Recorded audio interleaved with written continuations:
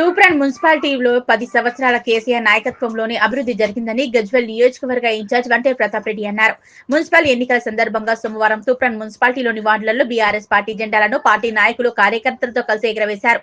ఈ సందర్భంగా మీడియా సమావేశంలో ప్రతాప్ రెడ్డి మాట్లాడుతూ కేసీఆర్ 10 సంవత్సరాల పాలనలోనే గ్రామ పంచాయతీగా ఉన్న తూప్రాన్ను మున్సిపాలిటీగా చేసి ప్రత్యేక నిధులను ఇచ్చి తూప్రాన్ను అభివృద్ధి చేశారని అన్నారు. కాంగ్రెస్ పాలనలో అభివృద్ధి ఎలాంటి జరగలేదని అన్నారు. కార్యక్రమంలో మున్సిపల్ మాజీ చైర్మన్ రవీందర్ గౌడ్, మున్సిపల్ ఇన్ఛార్జర్ వేణుగోపాల్ రెడ్డి, సతీష్ చారి, మండల సర్పంచ్ల ఫోరం అధ్యక్షులు ఆంజనేయులు గౌడ్, సీనియర్ నాయకులు శలాక రాజేశ్వర్ శర్మ, మాజీ జడ్పీటీ సత్యనారాయణ గౌడ్, బాబుల్ రెడ్డి తదితరులు పాల్గొన్నారు. తూప్రాన్ మున్సిపాలిటీలో కేసీఆర్ గారి నాయకత్వంలో 10 సంవత్సరాల అధికారంలో ఉండి తెలంగాణ రాష్ట్రం ఏర్పడ్డాక తూప్రాన్ గ్రామ పంచాయతీగా ఉండే గ్రామ పంచాయతీని మున్సిపాలిటీగా మార్చి మున్సిపాలిటీలో ఒక మున్సిపాలిటీ బిల్డింగ్ నిర్మాణం చేసి ఒక హాస్పిటల్ నిర్మాణం చేసి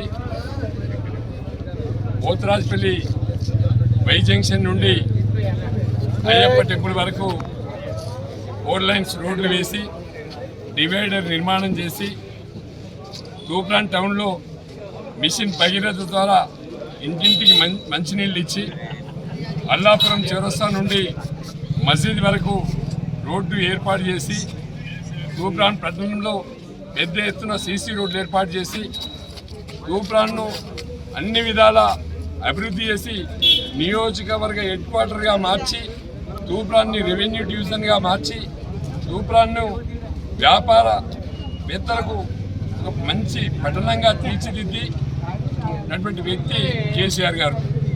అది కేసీఆర్ గారు 10 సంవత్సరాల కాలంలో ఎక్కడ చూసినా రైతులకు కానీ పెద్ద ఎత్తున యూరియా విషయంలో తీసుకున్నా, కరెంటు విషయంలో తీసుకున్నా, పండించిన ధాన్యాన్ని కొనుగోలు చేయడంలో తీసుకున్నా, ఏది తీసుకున్నా కూడా తూప్రాన్ పట్టణంలో ఉన్నటువంటి ప్రజలందరూ కూడా ఆమోదయోగ్యంగా తూప్రాన్లో పరిపాలన జరిగింది.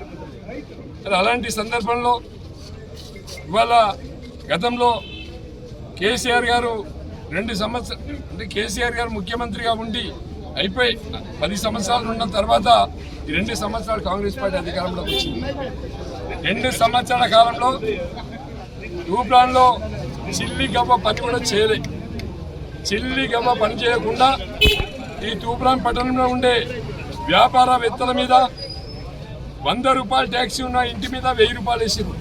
1000 రూపాయలు ఉన్నదాన్ని 10,000 వేసిండ్రు. 10,000 ఉన్నదాన్ని 1,00,000 రూపాయలు వేసిండ్రు. అంటే దాదాపుగా 100% ట్యాక్సీలు పెంచి బ్లాక్మెయిల్ చేసి డబ్బులు వసూలు చేసుకునే కార్యక్రమాన్ని చేపట్టిండ్రు. తూప్రాన్ పట్టణంలో వ్యాపారవేత్తల మీద కనిపించినటువంటి విత్తనం చెలాయిస్తూ ఉన్నారు. ఇలా ఒక భయానకమైనటువంటి వాతావరణాన్ని ఈ 2 సంవత్సరాల కాలంలో కాంగ్రెస్ పార్టీ చేస్తూ ఉంది. ఇవాళ ఎలక్షన్లు వచ్చినాయి, మున్సిపాలిటీ ఎలక్షన్లు. ఇవి దాదాపుగా 1.5 ఇయర్ కిందనే పెట్టాల్సినటువంటి ఎలక్షన్. ఇది కాలయాపన చేసిండ్రు.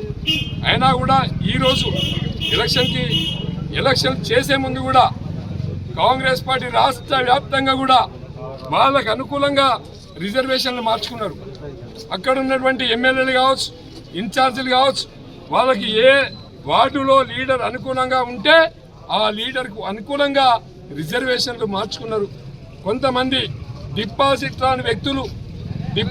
రానటువంటి వ్యక్తులు ఎవరైతే ఉన్నారో ఇలా కొబ్బరికాయలు కొడుతున్నారు.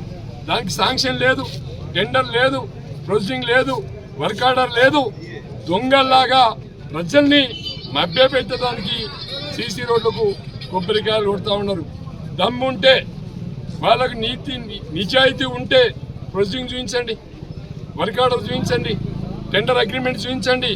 ఏమీ లేకుండా కొబ్బరికాయలు కొట్టి తూప్రాన్ ప్రజల్ని మళ్ళొక్కసారి మోసం చేసే ప్రయత్నం జరుగుతూ ఉంది.